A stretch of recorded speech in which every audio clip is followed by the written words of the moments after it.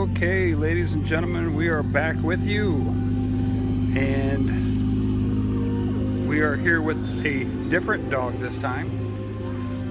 This dog is a yellow female, and she's going to be leaving me here really soon. But before she leaves, I thought I'd do a video with her. So here we are. This is leash work outside. Getting them started. There's several ways you could do this. I've got videos of little Henry we've done with leash work, okay? And now we're doing this. She was going for the boys on the mule. That's where she's going. Okay, so we've given her some rides in the mule. She has a little hard time loading, but she does great unloading and whatnot. So we're doing this video again just to, show people, number one, the personality of the dogs, but that's not the most important reason. The most important reason is how to train your dog, okay?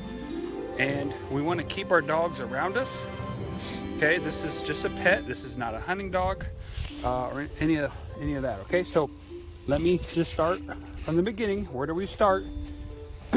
Okay, we've got our puppy in. Our new puppy comes in. We get them acquainted with our atmosphere. We have given them a relationship. We started a relationship with them. All right, we spent plenty of time with them. Okay, as you can tell, she's going to want to fight and kind of do her own thing. Okay, pressure goes on. She's figured out that the pressure releases when she comes to me. Okay, so we started a relationship. We're good with our atmosphere, and now we've got our training tools, and we're going to start training. Okay, like we always say, okay, is we cannot have control of our dog if we don't have them on a leash. All right, but we want to get them used to being around us with the freedom to move. Okay, so here's the mule. Now look at there. She would have ran over there, potentially got herself into trouble, potentially got herself hurt, but because I got her on a check cord, I could stop her. Okay, it doesn't hurt her. It just applies pressure on her neck, and she can't run. She learns to stay by me. Okay, and she can learn to listen to my voice and to play and whatnot. Okay, this little girl is a very playful puppy. She loves to be around you. She loves children. I'm gonna tell you that right now. She absolutely loves my boys, and she just wants to be with you and have your attention all the time. The problem is she is ready for some formal training, and that's what we're going to start today with her, even though she's going to be leaving me soon. But we're just going to start a little training here with her. And so what I've done is, you can see here is my shadow, and it's connected to me. It comes down here and it connects to my belt, okay? You don't want to put this in your belt loop, especially with an older puppy, because if they pull, they're going to rip that belt loop right off of there, okay? So if you're walking around, all of a sudden that puppy decides to just jolt and take off, and you can't grab that rope quick enough, here she is. It's gonna rip your belt loop off. I've had it happen one time, and I learned real quick that the belt is a better option. So we did that, and so again, this is positive reinforcement training with the concepts of pressure on, pressure off concepts. Okay, she knows when she goes forward, she feels the pressure. She knows when she backs up or comes this direction, she loses the pressure or releases that pressure. Okay, again. This is the how you start the leash work. You can also start a little bit of a super early off-leash situation where they get used to hearing you. And then what you do is you use natural occurrences to your favor. Look at that little body on her. She's got just a great look to her. Proportioned very well. I just love the way she looks. Love her behavior. She's such a fun little puppy. So we worked through all this, and we're going to use natural occurrences. So if she would sit, we would say sit, good girl, and so forth. Okay. We're also going to use this to our advantage to do the command come. Okay. And let me fix this, sweetheart. Sometimes this check cord will get so loose that it loosens up so much that it will work down their body, so then it becomes ineffective. Okay, so like I said before with training is we're getting them used to having the leash. Now, we're not gonna correct them, the leash right now, being in their mouth like this. We're not gonna correct that. But what we are gonna do is use this come, natural occurrence right there, okay? We're gonna do, that's the come. I'm gonna turn around, come, come, come. Good girl, good girl, good girl, okay? That's a natural occurrence. When I'm walking away from her because I spent time with her and I get her used to be on the leash, I can walk away from her, come, come, and she wants to go with me, okay? Natural occurrence. I'm taking her natural body language and natural occurrences and I'm using it to my advantage. I'm throwing in the command, I'm praising her for it, and I'm working away. Now, here's the thing. I could do treat training if I want to, okay? But some of us might be on a tight budget and we want to watch our budget. Some of us might be conscious of the dog's diet and we want to be cautious of that.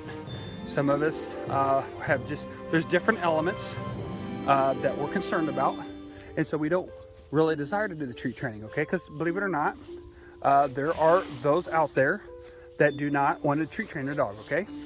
Just the same way as those that are out there don't want to force fetch their dog. Good girl. There's some out there that doesn't want to use prong collars and choke collars and so forth. So we all have a different way of training our dog. And I was just asked by a family today, you know, what do I support in training? Because they haven't seen very many of my videos. What do I support in training? And I said, the best training for you and your dog is what works good for you and your dog. Okay, so there's no wrong way. There's no set right way. But the wrong way would be, okay, I know this sounds contradicting to itself, but there's no wrong way if it's working, okay? But, however, here comes the clarification. Okay, here's the asterisk in it. The disclaimer is if it's not safe for your dog, okay, if it hurts your dog, if you're ever training with an e-collar and you hit the button and your dog yelps, you need to throw the e-collar away.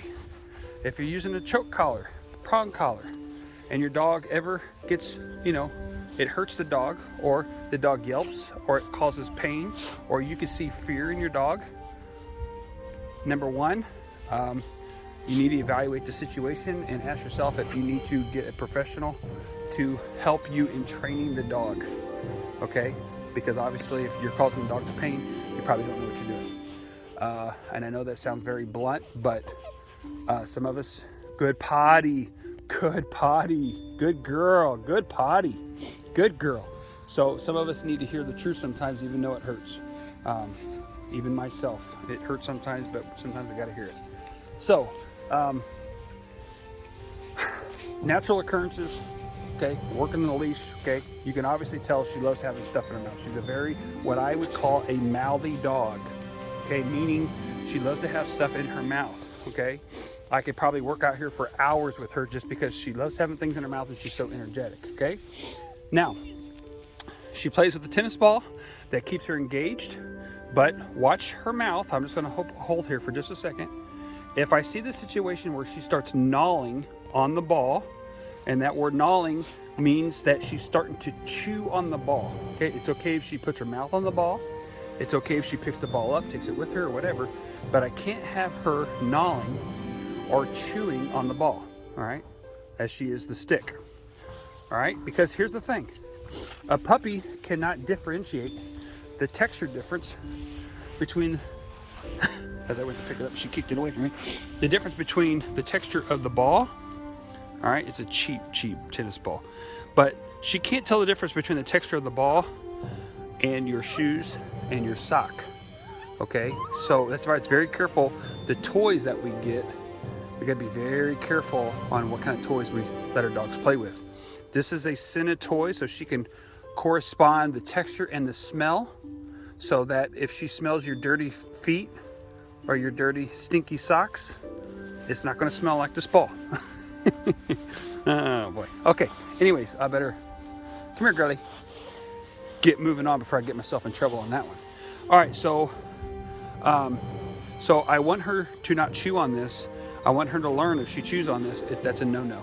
She can grab it with her mouth, pick it up and carry it. Okay, this is a training tool. It's not a chew tool or a chew toy for her sake. Okay, so you can use, there's a couple different toys we can use for chews. You could do a black Kong for puppies. Red works. You want to do a red style Kong, because they come in various shapes and sizes. Red works fine on puppies. As your dog gets into the adult stages, you're going to want to go to the black. So I would probably just recommend skip the stage of red, save yourself some money, and buy the black right off the bat. The other thing you can do which is slightly what's the word I'm looking for? Not all people agree with it, but deer antlers are a very good chew. Like I said, there's a little discrepancy on that. The safe way of having a chew is that it's a straight bone, a straight part of the antler. Okay, I'm not going to go into technicalities about that, but you do not want to have a full antler. Okay, especially with the puppy, you do not want a full antler with the puppy, and because of injury. Okay, the dog could be trying to grab a portion of the antler like a G2 or G3, and then the brow tine could come back in and poke the dog in the face as a puppy. Now, if you got an adult dog or an older dog, they have experience with a full antler, a full side of the antler, then maybe that's appropriate. But for a puppy, you're going to want to start very small and use just the G2, G3, or even more if you have that availability to you, as a an 8-inch piece of bone or longer would be ideal, so that it can't turn long ways and go into their mouth. Okay, some curvature is okay because of that, but you don't want it to turn and go long ways into their mouth, so you want it plenty long. That's why a G2 is a very, very good option. So looks like I got a Houdini here on my hands, because she just busted a move, and looky here, because I wasn't paying attention, look what she did. She slipped out of here. And that goes to show you that this is not on there very tight. Come here, little girl. That's a good girl. That's a good girl. I'm gonna let that go real quick, because it's not, well, she fixed it for me. I was gonna say it's not on her very good, so hey, come here, silly. There you go. There we go. There we go. Okay, now we got it around her neck. I just got to keep a little bit of pressure on there. Every time I go to give her pressure, she's gonna pull back on me. That's why you got to be very careful on how you do this, okay? And again, this is to teach her limitations, to teach her to respect the collar, to respect the leash. All right, and she's also, when I say come, I can start putting in commands in here. Come, come, come. Okay. No praise. Ah, there we go. Good girl. She turned. Okay. No big deal. This is beginning stages. Okay. And this all factors in. This all factors in on leash work. Getting him work a long distance away from you. Come. Come. She's going to learn to release that pressure. See how tight that rope is? Come. Hey, hey, hey. She must hear something down there. Hey, hey, hey, come, come. Get that around the body there. Ah, hey, there she comes. Dude, good girl. That's a good girl. That's a good girl. Oh, that's great. That's great. Good job. Good job. Now, you'll notice when I train dogs, and she just did this, so it was brought to my memory. Very seldom will you see me get down on the ground and in their face on a opening training sessions like this, okay? And very seldom do you see me get down in the face, period. I do it sometimes for certain situations, but very seldom do I get down in the face, because when you do that, you're going to promote, because you're in their world now. You're going to take away that figure of leadership away. You're going to get into their world, and they're going to start jumping on you, okay? That's why puppies like to jump on children. Are you going to go potty? She's going to do her business, I think. Do your business. Do your business. Oh, that's a good girl. That's a good girl. You had to go. Yes, yes, yes. You had to go. Yes, ma'am. We'll give her some privacy here for just a second. There we go. Good girl. Thank you for not running your leash into the stool. I appreciate that. All right, now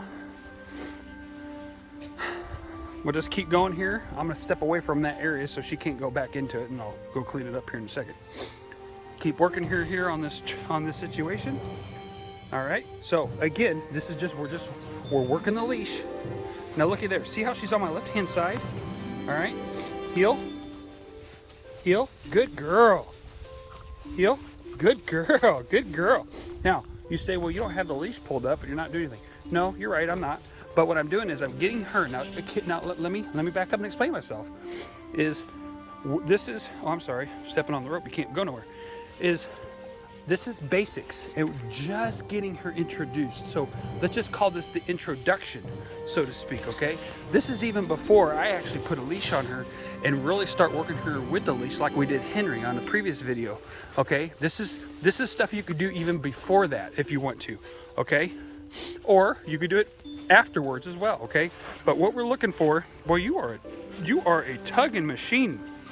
You are a tugging machine. Look at that. Yeah, there's a lot of organizations looking for dogs like you. Okay, we're getting out of hand. Okay, so let's just keep moving. Okay, so what we're doing is we're trying to lay the foundation for her so that she can understand what we're wanting her to do by natural occurrences. It's the easiest thing to do for training, okay? So like, for example, if I was teaching her to tug, and I wanted her to go up in what they call hit, I would use her pulling on this rope and tugging on it. I can throw that command hit, I could throw it right in there, okay? And so she would learn that every time I say the word hit, she would be pulling on this rope to pull it backwards. Or you could just say tug. And what that is it's a basis of rescue. Okay, so for example, say there's a boat and there's someone in the boat, and she can swim out to the boat, and you could say tug, you could say hit, you could say rope, whatever command you want to use for that situation, you can use it, okay, to your advantage. But that's what you're going to show her to do. You're going to show her that you want to go for the rope. Hey, you finessed yourself out of that little situation again. Look at there. That's not what we're aiming for. Okay, so I hope this video is helpful. Okay, I just want to show everybody working the dog on the leash, getting them used to being around you, but again, having control over them the entire time. All right, so they can't bolt on you, they can't take away from you, go away from you, and then using their natural occurrences to yourself. This is just another method of training, like we did with Henry, using the pressure with the leash. Okay, this time we're doing a longer lead and getting her way. And what I'm trying to really show people is that we can train dogs in so many different ways, and we can get the same outcome, but it's whatever works good for you and your family, you particularly, and you quote unquote being quote unquote the handler, okay, or the leader of the pack. And it may be the whole family that's the leader of the pack. Okay, so that's what we're aiming for there. And you're going to see in these videos, there's going to be a difference of training in how I'm starting this puppy from the next puppy from this puppy. Number one, it's going to be what works good for that puppy, how the puppy develops and functions with that, and then just throwing different methods in there and trying different methods to show everybody that different methods do work. Okay, so I appreciate everybody. I hope everybody has a wonderful holiday, and we will see you guys on the next one.